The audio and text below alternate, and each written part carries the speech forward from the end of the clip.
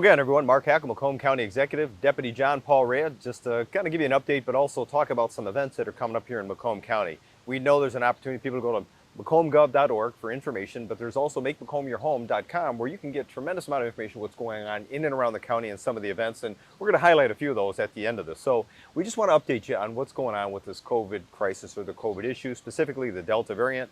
A lot of conversation, and we're hearing a lot of people kind of concerned about what might be coming, and everybody's kind of getting that tension back about what's happening with our schools. What are we doing with businesses? People being forced to show vaccination cards. Should they not be vaccinated? It's still an option. I got to tell you, it's pretty tense watching this come back.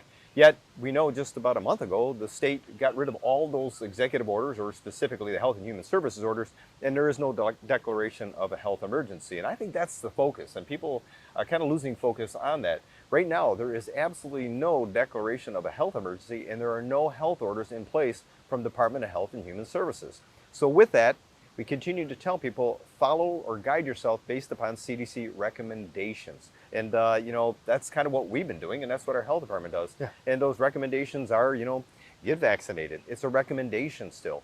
Making sure if you feel sick, get tested. If you feel uncomfortable, whether you've been vaccinated or not, wear a mask. So everything is based on recommendation, even from the state. So the state has not weighed in on this, and I guess, if you will, that by not saying something, it is saying something.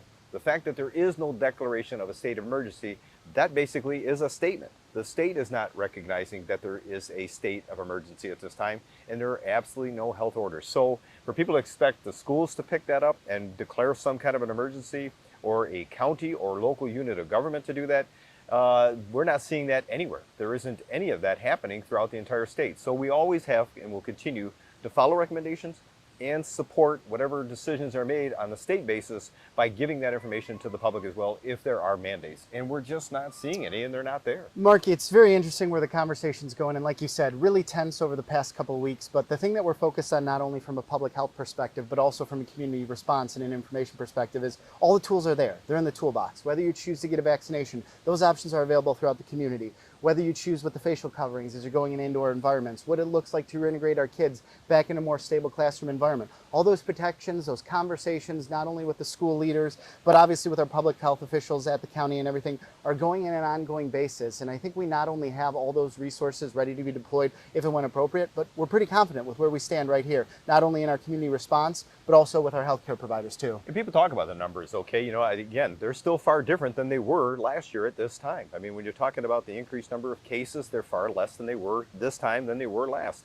When we talk about the deaths are incredibly low compared to where they were before. Obviously, nobody wants to see anybody die from this or whatever, but I got to believe if there was a concern, you would see. And again, for people to have this belief that the state can't do anything because of this ruling on behalf of the Supreme Court on the 1945 Act, that is absolutely not true. Health and Human Services can dictate, whether it's a mask mandate or dictating what businesses are doing, what schools are doing. They absolutely can. They vacated all of their orders about a month and a half ago, kind of, which wasn't even in line with that Vax to Normal plan that they had. That color-coded chart, again, it never made its way through. They vacated it prior to what was expected of that actual, if you will, diagram they had out there. So none of that exists. And so with that being said, you need to continue to keep you and your family safe by following the guidelines of the CDC, because there are no mandates out there. But it's unfortunate we're seeing people being pitted against one another, whether it's mask wearers, not mask wearers, whether it's people vaccinated and not vaccinated. Folks, it's still a choice. It's still an option for people. And unfortunately, we're seeing that there's this kind of bullying going on, or this, if you will, pressure being put on people. And that's unfortunate. We got to stop that. You know what to do to keep yourself safe, and there are plenty of recommendations out there.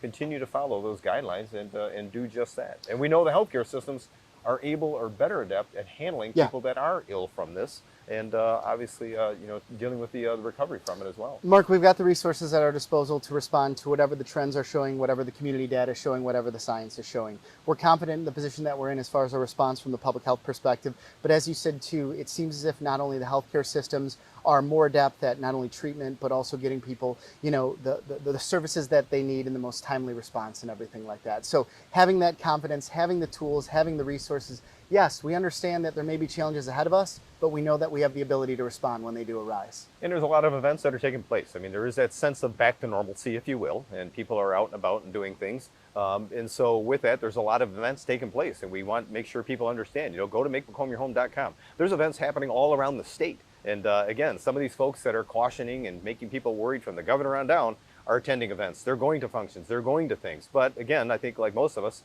continuing to try to figure out how do we keep ourselves safe. Fortunately, here in Macomb County, it's an exciting time. Last year, they closed a few of events, some of my favorites. We've had a lot of events throughout the entire county, but this fall, kind of exciting in the north end.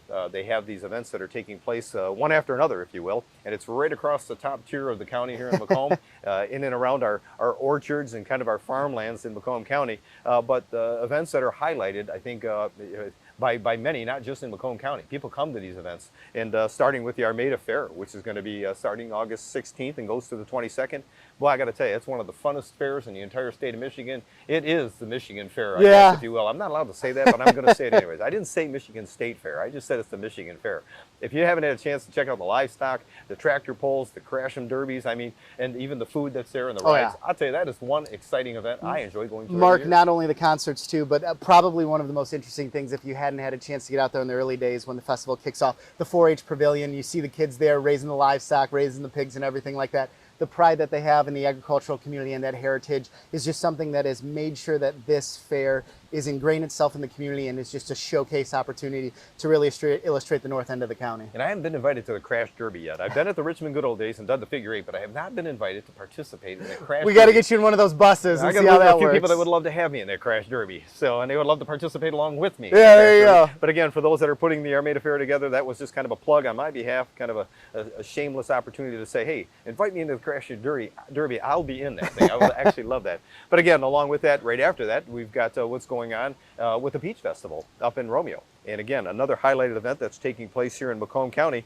And again, the Peach Festival goes from September 2nd through the 6th, right around the Labor Day. It's Labor Day weekend, Mark, every single year. And unfortunately, with the pandemic, it's one of those things where they had to stop it last year. They're bringing it back, obviously, with the carnival, with all the events, some of the vendor fairs and stuff like that. Unfortunately, no floral parade this year, but it's one of those things where we adapt and we still give folks a reason to come out to my hometown up in Romeo. And I think they're having the kids parade. I think that one is still a go. Okay. We need to check and make sure, look for details on that or whatever. But again, September 2nd through the 6th up in Romeo, great festival. I mean, again, it is an incredible festival. You're going to love it. And you get a chance, grab some of that peach pie along with a scoop of ice cream. You're going to love it. Okay, it's one of my favorite things to do while I'm up there as well. So I will miss that parade. That's one of the better ones. I tell you, that is a big parade here in Macomb County, kind of along with the one in St. Clair Shores. Absolutely. The Memorial Day Parade. They do a great job. And let's not forget the Richmond Good Old Days. Richmond Good Old Days is taking place September 9th through the 12th. Again, a lot of activity. That is the one that I did do, the figure eight. There you go. That was a lot of fun. I enjoyed it. And again, there's a tremendous amount of opportunity for people to see what's going on in the north end here in Macomb County. With those 3 festivals, there are many others taking place at some of the cider mills. And please go to MakeMacombYourHome.com and you'll see a list of those events and things that are taking place here in Macomb County. But again, we want to encourage you to not only enjoy it, but keep you and your family safe by paying attention to CDC guidelines. Again, there are no health orders in place right now on behalf of the state. That in and of itself is a statement on behalf of the state. But with that being said, if something changes, we will make sure you are informed of that immediately. And we'll give you the guidance, the restrictions, the requirements. But in the meantime, our health department, we're going to continue to work alongside the state and the locals to make sure we continue to provide the best information, but also try to help people make those decisions that keep them and their families safe. So with that, we want to thank you once again for tuning into this update. Enjoy what's going on around you, but continue to keep you and your family safe.